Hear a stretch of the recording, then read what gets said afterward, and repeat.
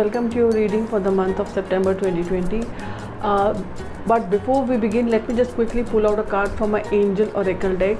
So the card which has come is the new love. It says that new love is going to come in your life very soon. If you are single and ready to mingle, a new chapter in your love life begins, whether it is with a new partner or it is a rekindled love in a current relationship. Open your heart to a new infusion of divine love through a partner in your life. The angels are preparing you to be aware of new people entering your life, as a new mate might be not like what you had in your previous partners, and you should also be open to changes in your current relationships, and do not cling very tightly to ideas of how you think relationships should be. And this is a time of wondrous change in your love life, and you're asked to trust the God and ask your angel, guardian angels, to work out things for your highest goods. And changes in your love life will be painful, will only be painful if you are rigid in your thoughts or behaviors. And if, however, you go with the flow of current of love, you will find that the old parts of your life are washed away, and they are rapidly replaced by new aspects that will delight you. Current relationships are may end, or they may act as a transition into a new phase of passion and renewed love, or a new partner may enter your life, inspiring great happiness for both of you. Wow, what a wonderful message it is there from the angels. Now the next card, or the first card, come join me as I take you on a journey of tarot cards throughout this month. And the first week I have for you King of Swords. So this shows that challenges are going to be there, but you can definitely overcome them by being flexible. This card shows that a man of strength and authority is there. This also represents a person in one's life who is involved in mental work, such as a lawyer, researcher, teacher, someone in communication field, or related to police or army.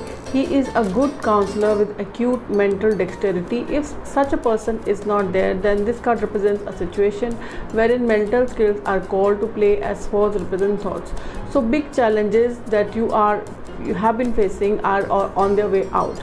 And then in the second week, the Seven of Cups. So you can see this person is, kind of daydreaming. So daydreaming, building castles in the air, not connected to reality. Disillusionment is there, or you might be having a lot of options available to you right now, but you are not able to choose the right one. Some of you may not be able to accept reality. What we think is harmless can actually surprise, also can turn out to be very nasty. So you need to take care, and also remember to take ashwagandha. Then in the third week, Pentacles reversed.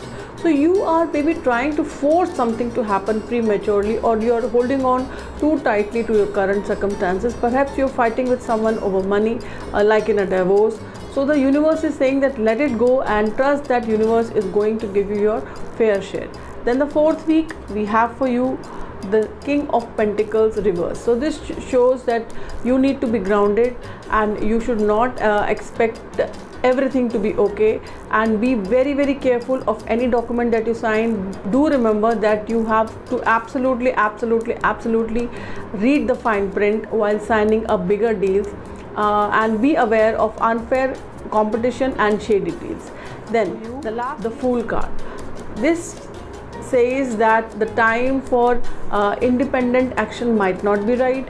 You must discriminate between your personal fantasies, and also you must think whether you would like to go off on an adventure, checking all the life that you have right now. So do not daydream, as the earlier card had come. You need to be connected to reality. And the people who want to become writers or artists, please do not quit your day job. Keep on doing what you're doing, and side by side work on your heart's desire. And we are not trying to say that what you want to do is invalid, only that you must consider all the pros and cons before taking up any action. So that's all, my friends. Here's wishing that the upcoming month fills your life with positivity and removes any kind of negativity from your life. Until the time we meet again, this is me saying namaste.